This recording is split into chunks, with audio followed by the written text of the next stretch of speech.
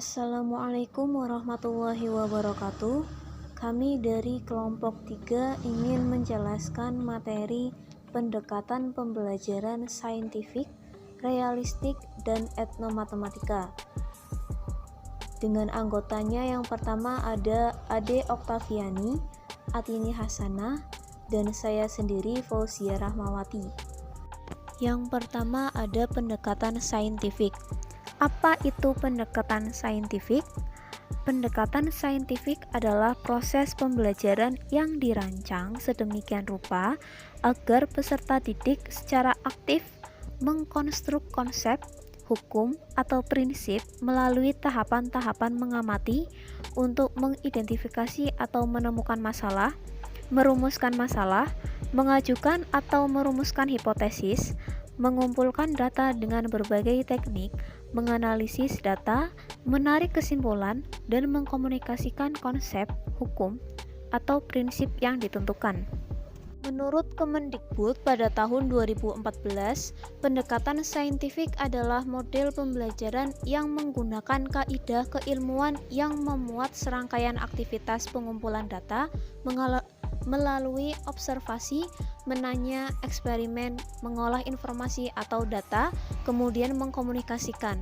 Nah, pendekatan saintifik ini dimaksudkan untuk memberikan pemahaman kepada peserta didik dalam mengenal, memahami berbagai materi menggunakan pendekatan ilmiah. Nah, untuk penerapan pendekatan saintifiknya dalam pembelajaran itu melibatkan keterampilan proses seperti mengamati, mengklasifikasi, mengukur, meramal, menjelaskan, dan menyimpulkan. Yang selanjutnya ada karakteristik pembelajaran metode saintifik, yaitu yang pertama ada berpusat pada siswa, yang kedua melibatkan keterampilan proses sains dalam mengkonstruksi konsep, hukum, atau prinsip, yang ketiga melibatkan proses-proses kognitif yang potensial dalam merangsang perkembangan intelek, khususnya keterampilan berpikir tingkat tinggi siswa, yang keempat dapat mengembangkan karakter siswa. Yang selanjutnya ada tujuan pendekatan saintifik. Nah, tujuannya ini dalam pembelajaran itu diantaranya yaitu untuk meningkatkan kemampuan berpikir siswa, membentuk kemampuan dalam menyelesaikan masalah secara sistematik, menciptakan kondisi pembelajaran agar siswa merasa bahwa belajar itu merupakan suatu kebutuhan. Lalu ada melatih siswa dalam mengemukakan ide-ide, meningkatkan hasil belajar siswa, dan mengembangkan karakter siswa. Yang selanjutnya ada kelebihan saintifik, yaitu yang pertama membantu siswa untuk memperbaiki dan meningkatkan keterampilan dan proses-proses kognitif. Yang kedua, pembelajaran melalui metode ini itu sangat ampuh dan pribadi karena menguatkan ingatan, pengertian, dan transfer. Yang ketiga, memunculkan rasa senang sebab tumbuhnya rasa ingin menyelidiki dan berhasil pada siswa. Yang keempat, menyebabkan siswa untuk melibatkan akal dan motivasinya sendiri pada kegiatan belajarnya. Yang kelima, membantu siswa memperoleh kepercayaan bekerja sama dengan yang lainnya. Yang keenam, siswa dan gurunya itu sama-sama berperan aktif dalam mengeluarkan gagasan. Yang ketujuh, menganjurkan siswa untuk berpikir dan bekerja atas kemauannya sendiri. Yang kedelapan, mendorong siswa untuk berpikir intuisi dan merumuskan hipotesisnya dengan sendiri. Yang kesembilan, memberikan keputusan yang bersifat intrinsik dan keadaan saat belajar menjadi menyenangkan. Yang kesepuluh, meningkatkan tingkat prestasi pada siswa. Yang 11, memungkinkan siswa memanfaatkan berbagai jenis sumber belajar dan dapat mengembangkan bakat individu. Dan untuk kekurangan saintifiknya, itu yang pertama tidak memberikan kesempatan untuk berpikir apa yang akan ditemukan. Yang keduanya, pengajaran discovery itu lebih cocok mengembangkan pemahaman dibandingkan aspek konsep, keterampilan, dan emosi dirasa itu kurang perhatian. Yang ketiga, harapan dari siswa dan guru itu menjadi buyar karena sudah terbiasa menggunakan cara yang lama. Yang keempat, tidak bagus untuk mengajar pada siswa jumlahnya banyak karena membutuhkan waktu yang lama untuk memecahkan masalah dan menemukan teori lainnya. Yang kelima, memunculkan ada kesiapan untuk belajar. Bagi siswa yang kurang pintar akan mengalami kesusahan berpikir dan mengungkapkan hubungan antara konsep dengan tertulis atau lisan, sehingga ketika gilirannya akan menjadi frustasi. Selanjutnya akan dijelaskan oleh Mbak Ade Oktaviani. Yang selanjutnya itu ada pendekatan realistik. Pendekatan realistik adalah salah satu pendekatan pembelajaran yang menekankan pada keterkaitan antara konsep-konsep matematika dengan pengalaman sehari-hari. Dalam pembelajaran realistik, dunia nyata dijadikan sebagai sumber permunculan konsep matematika dan aplikasi dari konsep matematika. Nah, pembelajaran matematika dengan pendekatan realistik ini adalah pendekatan pembelajaran yang menggunakan masalah sehari-hari sebagai sumber inspirasi dalam pembentukan konsep. Nah, dan pengaplikasian konsep tersebut atau gini, bisa dikatakan gampangannya pembelajaran matematika berdasarkan hal-hal nyata atau real bagi siswa dan mengacu pada konstruktivis sosial atau kehidupan sehari-hari. Nah, menurut Wewe menyatakan bahwa pendekatan matematika realistik adalah aktivitas nyata yang dilakukan dalam kegiatan sehari-hari berdasarkan aplikasi matematika. Nah, sementara menurut Susanto, pendekatan matematika realistik itu salah satu pendekatan pembelajaran matematika yang berorientasi pada siswa bahwa matematika adalah aktivitas manusia dan matematika harus dihubungkan secara nyata terhadap konteks kehidupan sehari-hari siswa ke pengalaman belajar yang berorientasi pada hal-hal yang real atau nyata. Nah, di sini ada tujuan pendekatan realistik. Yang pertama itu menjadikan matematika lebih menarik, relevan, dan bermakna, tidak terlalu formal dan tidak terlalu abstrak. Nah, menariknya ini karena kan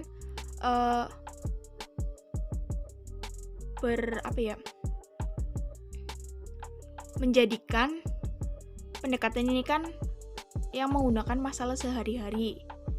Nah, bermakna juga dalam kehidupan sehari-hari. Yang kedua, tujuan yang kedua itu mempertimbangkan tingkat kemampuan siswa. Yang ketiga, menekankan belajar matematika, itu learning by doing. Yang keempat, memfasilitasi penyelesaian masalah matematika tanpa menggunakan penyelesaian yang baku atau formal. Yang kelima, menggunakan konteks sebagai titik awal pembelajaran matematika. Selanjutnya di sini ada prinsip dari pendekatan realistik. Yang pertama, didominasi oleh masalah-masalah dalam konteks melayani dua hal, yaitu sebagai sumber dan sebagai terapan konsep matematika. Nah, didominasi oleh masalah dalam konteks melayani dua hal. Nah, dalam pendekatan realistik ini diawali dengan masalah kontekstual, itu dunia nyata. Nah, sehingga memungkinkan siswa menggunakan pengalaman sebelumnya secara langsung. Nah, untuk sebagai terapan konsep matematikanya melalui abstrak dan formalisasi siswa akan mengembangkan konsep yang lebih komplit. Kemudian, sebagai terapannya konsep mereka,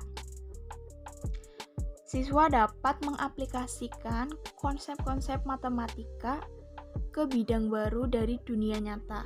Nah, oleh karena itu, untuk menjembatani konsep-konsep matematika dengan pengalaman anak sehari-hari dan penerapan matematika dalam sehari-harinya. Kemudian yang kedua itu perhatian diberikan pada pengembangan model, situasi, skema, dan simbol. Nah, istilah model berkaitan dengan model situasi dan model matematik yang dikembangkan oleh siswanya sendiri. Akhirnya, siswa membuat modelnya sendiri dalam menyelesaikan masalah yang akan menjadi model matematika formal.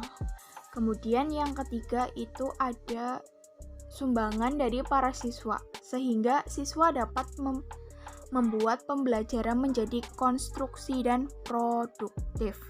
Nah, artinya siswa memproduksi sendiri dan mengkonstruksi yang mungkin berupa algoritma atau aturannya sendiri, sehingga dapat membimbing para siswa dari level matematika informal menuju matematika formal. Kemudian yang keempat itu interaktif sebagai karakteristik di proses pembelajaran matematika dalam pembelajaran matematika. Nah, interaktif antara siswa dan guru itu merupakan hal yang mendasar dalam pendidikan realistik. Secara eksplisit bentuk-bentuk interaksinya itu berupa negosiasi, penjelasan, setuju atau tidak setuju, pertanyaan digunakan untuk mencapai bentuk formal dari bentuk informal siswa. Kemudian yang kelima itu ada intertwining, membuat jalinan atau menggunakan keterkaitan antar topik atau antar pokok pembahasan. Nah, jika dalam pembelajaran kita mengabaikan keterkaitan atau jalinan antara topik atau pokok pembahasannya, maka akan berpengaruh pada pemecahan masalah. Nah, dalam matematika biasanya diperlukan pengetahuan yang lebih kompleks.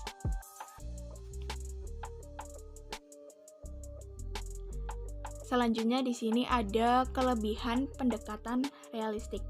Yang pertama, pendekatan matematika realistik memberi pengertian yang jelas dan operasional kepada siswa tentang keterkaitan antara matematika dengan kehidupan sehari-hari atau kehidupan dunia nyata dan kegunaan matematika pada umumnya bagi manusia. Nah, suasana dalam proses pembelajarannya itu menyenangkan karena keterkaitannya dengan kehidupan sehari-hari dan kita bisa menerapkannya kegunaan matematika itu bagi manusia. Kemudian yang kedua, kelebihan yang kedua itu pendekatan matematika realistik memberikan pengertian yang jelas dan operasional kepada siswa bahwa matematika adalah suatu bidang kajian yang dikonstruksi dan dikembangkan sendiri oleh siswa, tidak hanya oleh mereka yang disebut pakar dalam bidang tersebut. Nah, karena siswa membangun sendiri pengetahuannya, maka siswa tidak mudah lupa dengan materinya. Yang ketiga di sini ada pendekatan matematika realistik memberikan pengertian yang jelas dan operasional kepada siswa bahwa cara penyelesaian suatu soal atau masalah tidak harus tunggal dan tidak harus sama antara orang yang satu dengan orang yang lain. Nah, di sini melatih siswa untuk terbiasa berpikir dan berani mengemukakan pendapatnya. Yang keempat, memberikan pengertian yang jelas dan operasional kepada siswa bahwa dalam mempelajari matematika, proses pembelajaran merupakan suatu yang utama. Dan untuk mempelajari matematika, harus mempelajari proses itu dan harus berusaha untuk menjalani sendiri konsep-konsep matematika. Nah, di sini siswa merasa dihargai dan semakin terbuka karena setiap jawaban ada nilainya. Yang selanjutnya itu ada kekurangan dalam pendekatan realistik. Yang pertama, membutuhkan perubahan pandangan yang sangat mendasar mengenai berbagai hal yang tidak mudah dipraktekkan. Yang kedua, dibutuhkan cara yang beragam. Yang ketiga di sini ada sebagai contoh, siswa tidak lagi mempelajari barang yang sudah jadi, tetapi siswa dengan keaktifan sendiri mengkonstruksi konsep-konsep matematika. Kekurangan Yang terakhir itu ada upaya guru mendorong siswa agar dapat menemukan cara. Pembelajaran yang terakhir yaitu etnomatematika. Etno yaitu berarti budaya, matematika adalah matematika, yaitu sebuah studi yang mengkaji hubungan antara matematika dan budaya. Jadi menggabungkan hubungan antara matematika dan budaya. Etnomatematika sebagai ilmu dasar pun berkembang di seluruh negara. Setiap negara mempunyai budaya yang berbeda, sehingga perkembangan matematika pun berbeda-beda karena dipengaruhi oleh kultur atau budaya yang ada. Jadi perkembangan matematika pada setiap daerah, misalnya perkembangan matematika di Indonesia dibandingkan dengan negara lain pun juga berbeda karena dipengaruhi oleh budaya.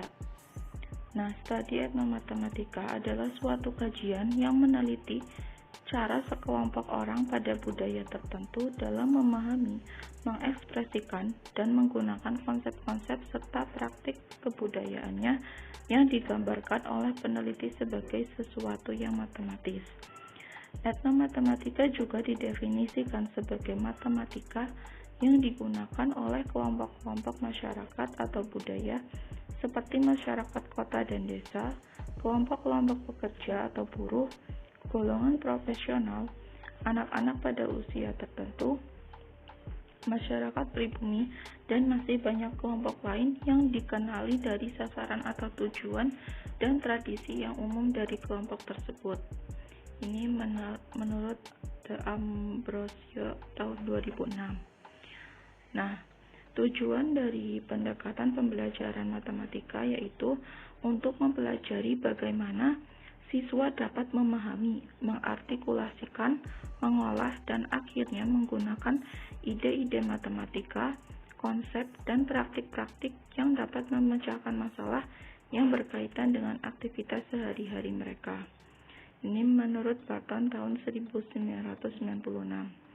Nah, tujuan dari etnomatematika adalah untuk mengakui bahwa ada cara-cara berbeda dalam melakukan matematika dengan mempertimbangkan pengetahuan matematika akademik yang dikembangkan oleh berbagai sektor masyarakat serta dengan mempertimbangkan modus yang berbeda di mana budaya yang berbeda merundingkan praktek matematika mereka atau cara mengelompokkan, berhitung, mengukur, dan merancang bangunan atau alat bermain dan lainnya.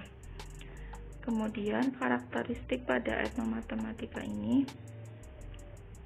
yaitu ada komponen penting dalam pembelajaran berbasis matematika. Yang pertama yaitu instrumen dalam pembelajaran berbasis etnomatematika ini meliputi penggunaan bahasa tubuh atau tingkah laku, menghitung, menggambar, mendapatkan informasi, dan kebudayaan.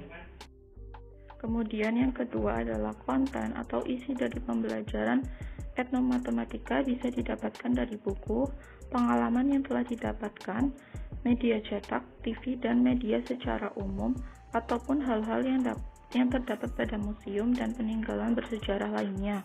Kemudian yang ketiga adalah kerjasama dalam pembelajaran berbasis etnomatematika juga dilakukan dalam bentuk berkelompok, seminar, diskusi, panel, dan lain sebagainya. Kemudian ada kelebihan dan kekurangan pada pendekatan pembelajaran etnomatematika ini. Yang pertama yaitu kelebihan untuk membantu siswa untuk mengembangkan pembelajaran sosial, emosional, dan politik intelektual siswa dengan acuan budaya mereka sendiri menurut Immanuel tahun 2007. Nah, dengan adanya pendekatan etnomatematika ini dalam sebuah pembelajaran, siswa yang memiliki berbagai budaya dapat belajar sesuai dengan pengetahuan yang telah mereka miliki sebelumnya. Nah, adapun kekurangan dari pendekatan pembelajaran etnomatematika ini adalah yang pertama, sedikitnya bahan ajar tentang matematika yang berbasis kebudayaan di dalam kelas. Hal ini dikarenakan karena pastinya perbedaan budaya pada setiap daerah atau negara sehingga bahan ajar pada setiap wilayah itu terbatas. karena budaya mereka yang berbeda-beda. Nah, kemudian sedikitnya instrumen penilaian yang tepat untuk pendekatan ini. Yang ketiga, banyak terjadi kebingungan antara pembelajaran multikultural dan etnomatematika. Nah, sekian presentasi dari kelompok kami. Apabila ada kesalahan kami mohon maaf. Semoga bermanfaat. Terima kasih. Wassalamualaikum warahmatullahi wabarakatuh.